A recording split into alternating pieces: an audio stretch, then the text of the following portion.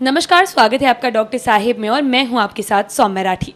इस वक्त मेरे साथ बैठे हैं डॉक्टर राजीव रंजन, जो कि बिहार के सबसे जाने माने फिजिशियंस में से एक है। आज के एपिसोड में हम ये जानने वाले हैं कि बैठे बैठे इंसान के शरीर में कितनी बीमारियां हो सकती है। जी हाँ, बिल्कुल सही सुना आपने कि सिर्फ बैठने की वजह से शरीर कैसे बीमारियों का घर बन जाएगा, आज ये समझेंगे। सबसे पहले डॉक्टर साहब नमस्कार, बहुत बहुत स्वागत है आपका। धन्यवाद सौम्या जी। डॉक्टर साहब, आप अपने पहले के एपिसोड्स में हमें एक दो बार बता चुके हैं कि सिर्फ अगर एक व्यक्ति काफ़ी लंबे वक्त तक बैठा रहता है तो उसका शरीर जो है वो कमज़ोर हो सकता है, बीमारियां आ सकती हैं। आज मैं चाहूँगी आप हमारे दर्शकों को विस्तार में बताएं कि किस तरीके की बीमारियां सिर्फ और सिर्फ बैठने के कारण हो सकती है। ऐसा है सौम्या जी कि बैठना, आप समझ रहे हैं कि एक आजकल जो आया है कि इसको सिटिंग डिजीज़ की संज्ञा WHO ने दिया है, मतलब जो मेडिकल सर्विसेज के लोग हैं, एक कैंसर से ज़्यादा भयावह हो गया। इसलिए मैं भयावह कर रहा हूँ कि आजकल जो लाइफ स्टाइल है, जीवन शैली है, वो बैठने का स्टाइल है, बैठने की शैली है। आप ऑफिस में बैठे हुए हैं, घर में बैठे हुए हैं या लेटे हुए हैं, बैठे हुए हैं, एक्टिविटी और बिल्कुल नहीं के बराबर हो गई। अगर एक्टिविटी होती भी है तो आप ये कर लेते हैं कि सवेरे आधा घंटा टहल लिया, 40 मिनट टहल लिया, आपकी जिम्मेवारी खत्म। और आपने सोचा कि हमारी एक्टिविटी खत्म, दिन भर हम आराम से बैठ के अब सारा काम करेंगे ऑफिस में। ये भ्रामक तथ्य है। एक बार की एक्सरसाइज से आपका एक्टिविटी का कोटा नहीं पूरा होता है जो शरीर चाहता है। तो अब ये आया है कि हर घंटा आप उठिए, 10 मिनट खड़ा रहिए, 5 मिनट टहलिए हर घंटे पे। अगर आप बैठे हुए हैं, खड़ा होकर के आप टहलिए।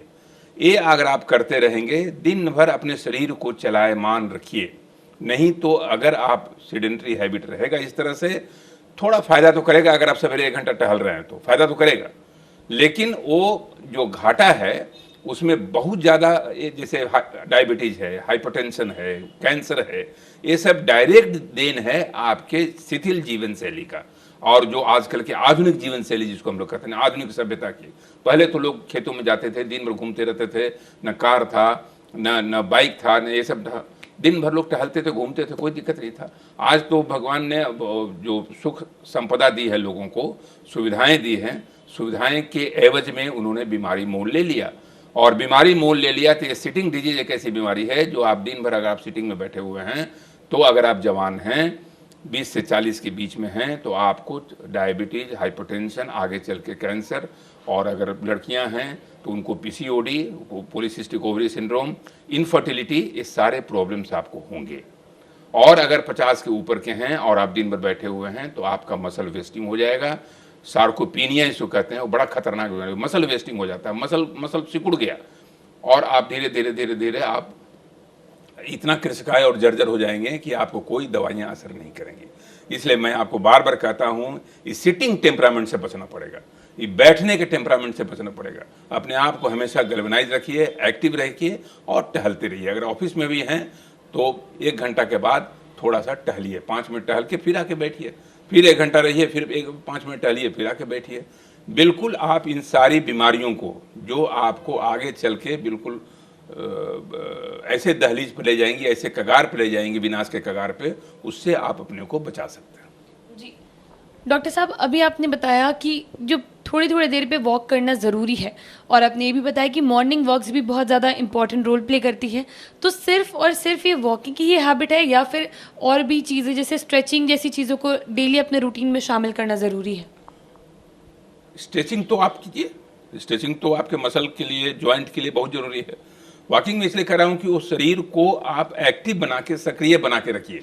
और जब ऑफिस में हैं तो आप ट्रेडमिल तो तुरंत 5 मिनट में कर नहीं सकती हैं। तो वॉकिंग का ये है कि अगर आप पानी पीने भी जाएं, चाहे उधर जाएं, कोई ना कोई बहाना ढूंढ के आप 5-10 मिनट हर घंटे के बाद आप निकाल करके अपने शरीर को चलायमान कर दीजिए। आपका शरीर चलेगा तो आपका ब्रेन भी चलेगा, शरीर और ब्रेन चलेगा तो बीमारी आपसे कोसों दूर रहेगी, बीमारी आपसे भागता रहेगा।